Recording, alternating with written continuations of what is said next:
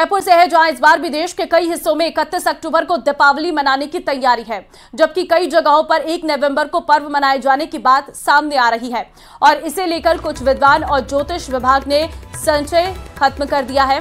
दरअसल दीपावली मनाने को लेकर केंद्रीय संस्कृत विश्वविद्यालय के नवीन सभागार में अखिल भारतीय विद्वत परिषद की ओर से दीपावली निर्णय विषय पर धर्मसभा हुई। इस धर्मसभा में 80 से अधिक विद्वान शामिल हुए। विभिन्न ज्योतिष गणनाओं और पंचांगों और शास्त्रीय प्रमाणों के आधार पर गहन विमर्श कर 31 अक्टूबर को ही दीपावली पर्व मनाने पर सर्वसम्मति से निर्णय लिया गया। विद्वानों का तर्क है कि 31 अक्टूबर को पूरी रात्रि में अमावस्या है, इसलिए इस दिन दीपावली मनाना उचित है।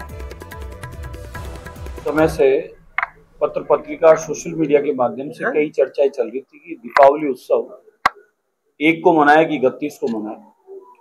विद्वानों का निर्णय तय था कि 31 को मनाना है। हम लोग उदयात भी देखते हैं, प्रदोष भी देखते हैं, दीपोत्सव है तो संध्या काल दीपोत्सव मनाया जाता है, तो ये देखना चाहते हैं कि प्रदोष काल होना चाहिए और अमावस्या भी होनी चाहिए।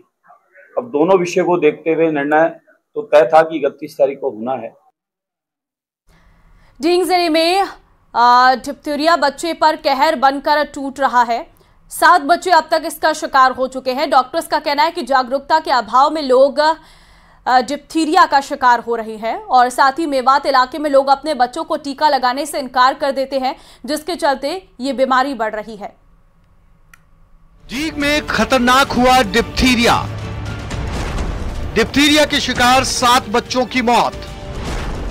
WHO ने जागरूक रहने की दी सलाह। जींद जिले में डिप्थीरिया के बढ़ते मामलों के बीच WHO और जयपुर चिकित्सा विभाग गांव-गांव में जाकर टीकाकरण का काम कर रही है।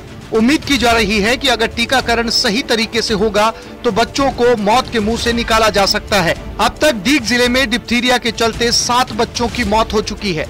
डिप्थीरिया नामक बीमारी लगातार पैर पसार रही है और अब तक इस बीमारी से जींद जिले में 7 बच्चों की मौत हो गई है। जींद के नगर, पहाड़ी और कामा इलाके में सबसे ज्यादा इसके जो मरीज है बच्चे वो देखने को मिल रहे हैं। हालांकि इस पूरे मामले को लेकर के अब जो टीकाकरण है वो शुरू कराया गया और लगातार टीका लगाया जा रहा है। टीकाकरण के साथ संदिग्ध बच्चों की सैंपलिंग का काम भी किया जा रहा है। डॉक्टर्स की माने तो इस क्षेत्र में डिप्थीरिया के बढ़ने की एक वजह ये भी है कि यहाँ परिवार के लोग बच्चों के टीकाकरण से इनकार कर देते हैं, जिसके चलते इस बीमारी का प्रकोप बढ़ जाता है। जन्म के बाद 1.5 महीना, 2.5 महीना, 3.5 महीना पर टीके लगते हैं। इसको पेंटावेलेंट बोलते हैं। पेंटा में 5 टीके, जिसमें DPT पहले से चलता जो है, 2 वैक्सीन और हैं। इसके बाद 1.5 साल यानी कि 16 महीने से लेकर 24 महीने पर चौथा टीका जो DPT के नाम से लगेगा, फर्स्ट बूस्टर, और सेकेंड बूस्टर लगेगा 5 साल से 7 साल तक, वो भी बचाव करेगा। उसके बाद 10 साल और 16 साल, ये रूटीन शेड्यूल है जिसमें डिप्थीरिया का बचाव होता है। ये इस तरह का शेड्यूल है जो हमारे यहाँ लगाया जाता है, ये इसका बचाव करता है। पर कहीं कोई बच्चे छूट जाते हैं तो कभी भी ये बीमारी प्रकाश में आ जाती है और यदि टाइम पे हमें पता पड़ जाता है तो इसको इलाज के लिए डिस्ट्रिक्ट हॉस्पिटल या कहीं एंटीटॉक्सिन इसका होता है, उससे इसको बचाया जा सकता है। डॉक्टर्स के मुताबिक सर्दियों में इस बीमारी का प्रभाव ज्यादा पड़ता है। ऐसे में टीकाकरण ही इसके बचाव का साधन है, जो 1.5 महीने के बच्चे से शुरू किया जाता है। अगर इसके लक्षण की बात करें तो गले में लगातार खराश रहती है, सांस लेने में तकलीफ होती है, गले में सूजन के साथ दर्द होता है, तेज बुखार रहता है, कुछ खाने या निगलने में दिक्कत होती है, जुकाम और खांसी के लक्षण, थकान और कमजोरी, स्किन नीली पड़ जाती है, धुंधला दिखने लगता है।